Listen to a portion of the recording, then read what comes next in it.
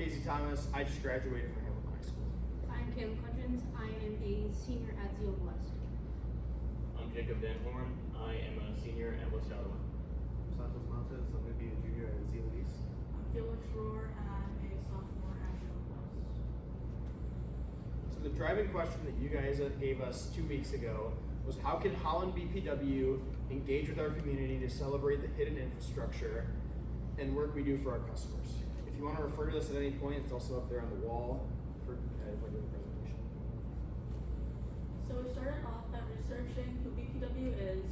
So we found out that you guys are nonprofit, community-owned, and have the 4 branches. We took a tour of each of the BPW plants, and we gathered information to the public, from the public through a survey, and we interviewed superintendents and some staff. After that, we came with some possible solutions through ICU protocols for your guys' problem. We sorted through these solutions with what we see in this picture, and we narrowed down to 3 major ideas. The 3 ideas we came up with were engagement, physical infrastructure, and unsung heroes, and we believe that all of these can either work alone or work as one. So if you want, you can flip over the white paper right now. For the engagement, first thing we came up with was the BPW block party. This would act as a sister celebration to the already existing and successful Energy Expo that goes on in the winter. So with the new fiber hoods, we want to celebrate it by hosting these in each of the new fiber hoods. We also want to teach ways to save water and energy in the summer using these block parties. From the people we interviewed, the overwhelming sentiment was the best way to engage the community and celebrate was to educate them.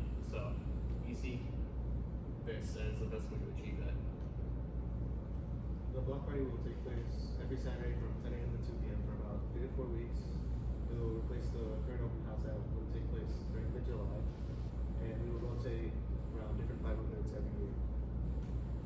So an example of what year 1 would look like will be at the Civic Center, Centennial Park, Holland High School, Admiralty Farm, and Holland Park. So main features. It would feature a carnival / fair style tents. Logistics wise, it's very easy to set up and take down. Just would need a few trucks, maybe a couple hours. Fiber internet sign up booths. We interviewed people at the farmers market, sample size of 42, and 61.9% said they didn't even know what fiber hood they were in. Given that, it's pretty safe to say a lot of them probably didn't even know they could get fiber. So fiber internet sign up booths would be a great way to engage the community and help them save on electricity costs and improve their internet.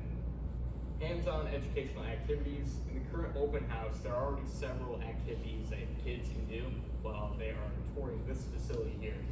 We could easily bring some of them along to the different block parties. Hose trade-ins. So in the current Energy Expo,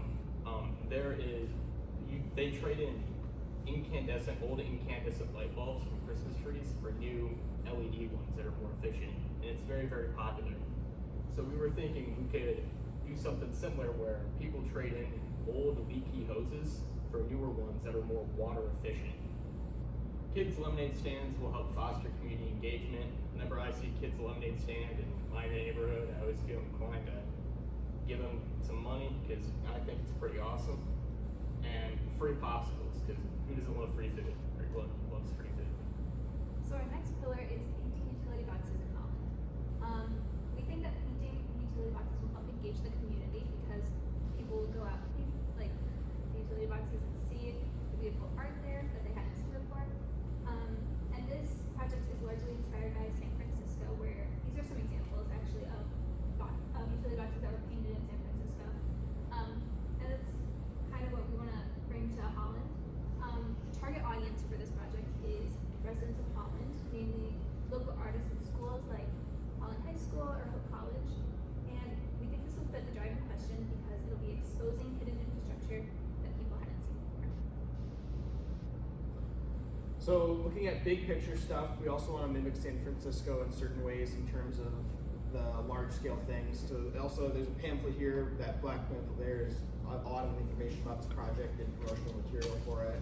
And we want to talk about how, first of all, we only want to do about 25% total on the high end because otherwise it becomes too much and there's too much of it going on, and it's just kind of takes away from the aspect of it at the same time. We wanted to stage this out, so we only want to do about 20 to 30 per year, so it doesn't grow as ridiculously and rampant as it could in that case. We also want to avoid things that are overly very historic in Holland, difficult and dangerous, which is why we have only 2 different types of boxes selected, either transformer boxes or light traffic controlling boxes. So if you look at this too, we also have a lot of information in terms of how it is to sign up for this. We want to create this to be a permit process through the City of Holland, very similar to have a builder's permit. We want it still to cost some money though, and we want to do this for 2 reasons. One, the price is there so that it avoids people who have not as much passion for this project and might not necessarily put forth the most effort for this maybe. But also it's a low enough hurdle where anybody that is passionate can enter at that price for $35 that we want. We also think that BPW could provide some basic materials for this project quite easily. We also recognize that we want to make sure that we do this right, so there's very specific types of paint that we have listed there, as well as environmental policies to make sure that nothing is damaging the surrounding areas. We also recognize, like we said earlier, that this is going to be a very large community thing, so we want to make sure that it's really easy for large groups to do this, so we're requiring only 1 person to have a permit per group that is participating. We also recognize that this can be a really good opportunity to partner with the block party idea, so we can have either a local artist or a group of people coordinated to perform at one of the block parties and do the painting while they're there as a cool activity to watch people do it. Our third and final pillar would be unsung heroes, and this would be done through playing/trading cards. These cards will help explain the hidden infrastructure and how it works, and shows the workers that are hidden behind it. You can see it if you look over your cards. These cards are in the style of trading cards, and these cards would be used more often than other free swag items. We really like this idea because it's a very unique swag item that other companies don't offer. It could be given out for the Goose Chase scavenger hunt as one of the prizes, or it could be paired with the block parties as another activity for people to do while they're there. It can also be for trucks because they're very small, and you could easily have them in trucks, and they're something quick to give out so it won't distract the workers from actually completing their task. We really like this idea because it's very educational, and when we talked to you guys, you said that education was the most important part of this, so we made sure that all the cards were very informational. So in conclusion, we researched BPW and the work that they do for our customers through public surveys and interviews with the superintendents. We discussed possible solutions and came up with 3 to solve a driving question that can either work together or they can work separately. And these 3 were engagement, visible infrastructure, and unsung heroes. Thank you guys very much. We're now open to questions.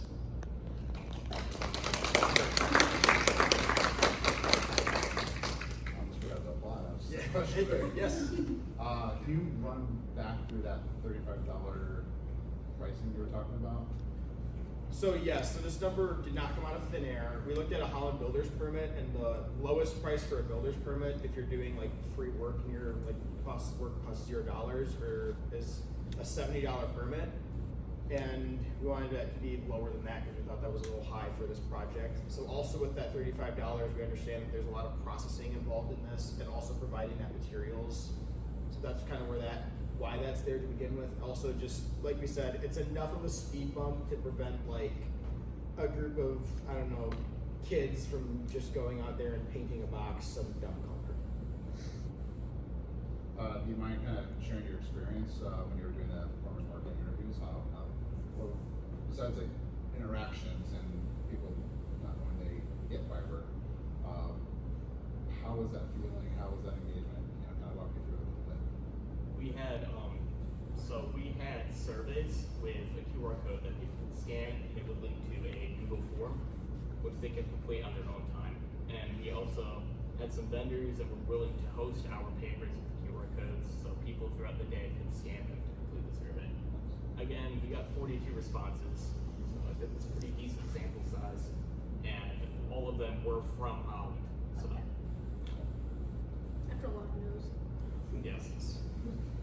On the survey, did you only have questions about fiber? Was there any space for customers to like write in any feedback or any other comments? So no, we were trying to keep the survey. We were trying to keep it like under 2 minutes because we knew that people were being pretty busy there. But so we would have liked to maybe have some more open-ended, but we didn't think that it would work for that format. But also no, fiber was only one very specific question there. We also asked questions about like broader spectrum of utilities, like how do they feel about like their water, their power, like sewage bills, that stuff. And also it was a lot of stuff about how would they want to celebrate, like what would draw them to a celebration and where would they want to be for that. And a lot of them said in their own neighborhood, over half. So that's another reason why we decided to rotate fiber hoods instead of having it in one central location. Do you want me to pull up the survey, guys? Yeah. That'd be cool to see. It was only 6 questions that we had. One of them being, are you a Holland resident? And afterwards they're like, wait, why do we do that when it's literally on the thing it says, Holland residents, we want your opinion. I'm like, wait, why do we do that?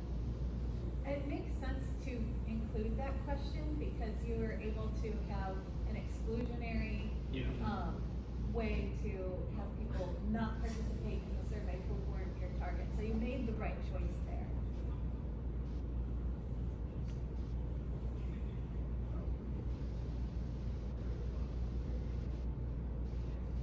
Is that when they were able to?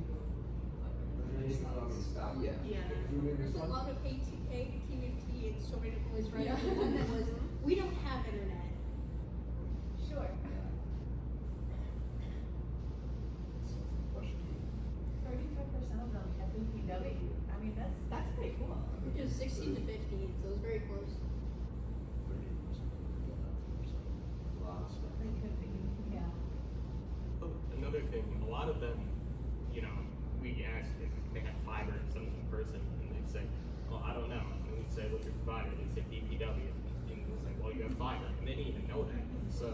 So we actually noticed that both ways, that some people knew they had fiber but didn't know they had BPW, and some people knew they had BPW but didn't know they had fiber. So like maybe they kind of recognize like connecting a lot of those dots is a big part of the celebration too. And they don't know. This is really cool to see. That's a really great question, like asking what events people are aware of.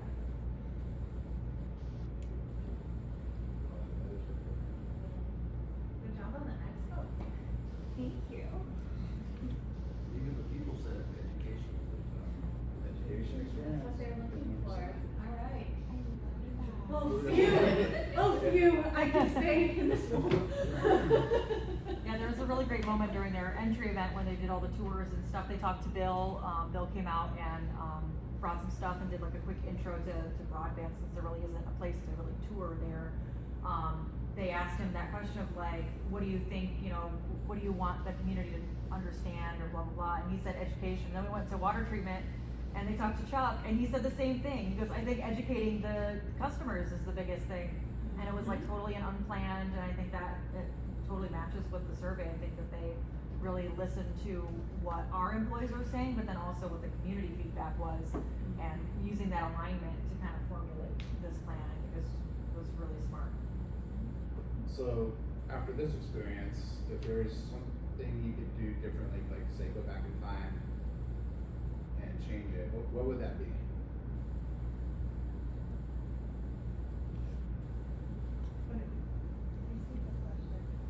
Out of this experience surveys, like just this part here, like what would you do differently with capturing data or how you did it, like just this experience alone, what would you do differently? So this is actually my 4th time doing a program like this with different companies, different questions. And I would say that sometimes with this, I think the reason why a lot of us have a hard time answering this is the process that we go through has been very well tested.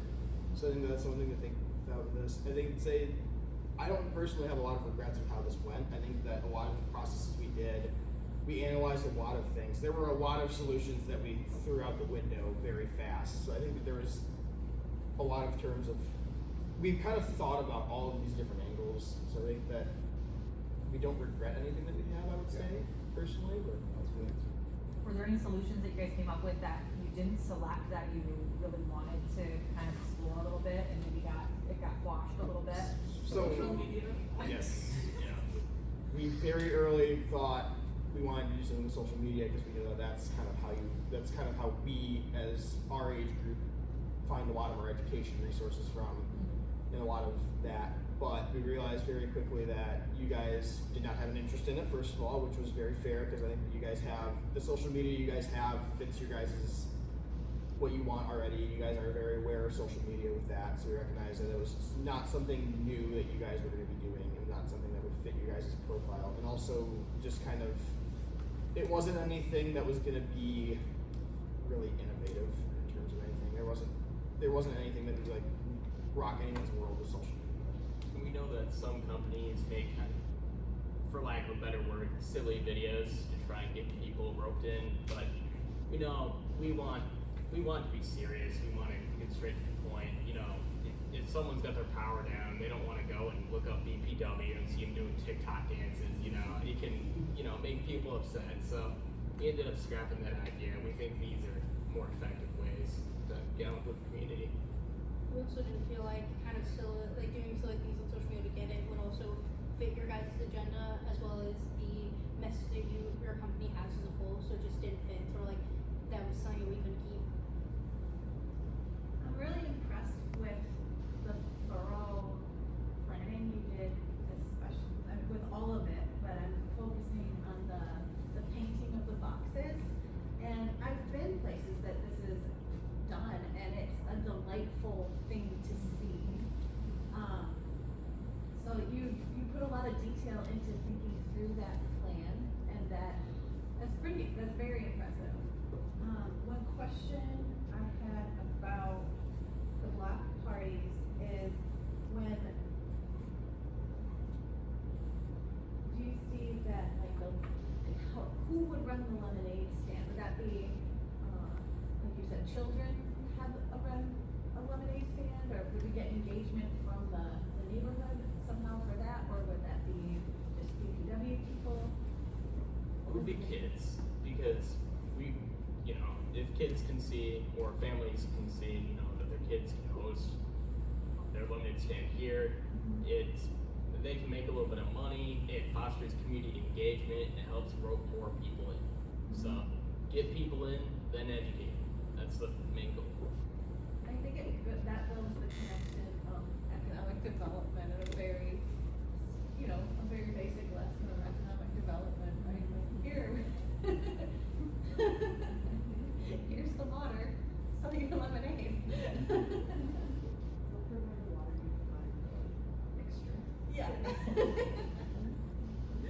So we need to do a utility worker camp for kids, and their big ending event is hosting the lemonade stand at one of the Fiberhood events. It's like our junior utility workers. That would be adorable. It would be very adorable. Would you guys want to go to one of these block parties if you saw a flyer for it? Well, none of us actually live in Holland. Okay. We're small, that's kind of. Well, Zealand had But block yes, parties. I think that we would do it just because it's kind of cool. I think it would be a cool thing to go to, even if you don't live in Holland. Yeah. I mean, I go to Zealand schools and I'm all the way out in Hamilton, so I think I still would want to go if I ever had the opportunity.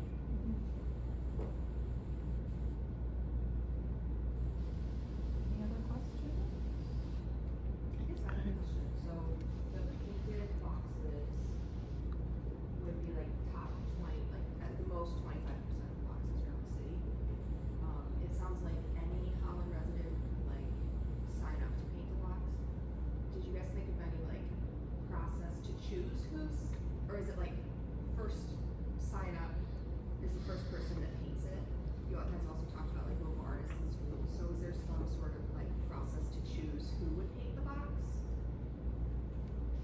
So for like the local schools and stuff, there would maybe be some that are like set aside where schools could sign up to do that, like Hope College or Holland High.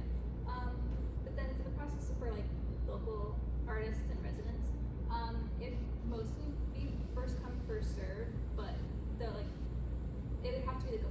their design would have to be approved. Just to, like, make sure we keep it appropriate Yeah. and safe. And no ad, like just doing ad stuff for it. We don't want this to be, you know, Holland Brewery or whatever, New Holland Brewery, 2 for $20 wings or whatever on it. Definitely not. And for the 25% of like the available boxes, would that be like a listing someone could choose? Like, oh, this is their neighborhood, so like they're hoping to paint like that designated. So that's why, box. like, there's kind of a section here about it on the other side for where you're, the choose your box. So you can just like put the streets where they're at, like get it, take a picture of it or whatever, and so you can submit exactly the box you want to paint, and then. So it wouldn't necessarily be like a designated list selected, but No, 'cause it would be it's- like a maximum, like if there was already so many in that neighborhood. Because we think like, yeah, because like we think, You wouldn't want you it know, oversaturated. obviously like if, I feel like, you know, earlier on it might be more downtown, but as it sprawls out too with that in terms of, because we also think like that will help with the dilution of it, making sure that it spreads out and it's not too concentrated. Thinking back to the fiberhoods question, the entire duration of this project, the only purpose that I thought that the fiberhoods played was so that we could say, who can sign up now? And I didn't see any longevity for, like, keeping fiberhood, like the whole city becomes the fiberhood once everything's lit and nobody's waiting for their neighborhood to have access. But I'm curious if there are thoughts about any reason to maintain some fiberhood, individual fiberhood language. I mean, it would rotate per year. We wanted to focus mostly in what's already developed, and then we had one in signing up. I mean, these are about to be ready. They're not quite ready, but people are signing up. So most of them are going to be in this area. Have some in here where people are signing up actively, and then of course we still have to wait for the ones that are under construction before we make any plans. So they would cycle per year. So also the other side of that too is we kind of got some feedback from like within people with BPW, at least the perception that a lot of us got, almost all of us, was that this, you guys don't want this to die because it's kind of a cool, this in terms of like everyone in Holland can even break out into a smaller community within Holland. So that's kind of what we were thinking in terms of like, we just want to call it fiberhoods because that was a term you guys already have. And then also instead of saying, because kind of we just kind of in terms of like neighborhoods is kind of what we thought of it as, but we knew fiberhood was a term you guys already used.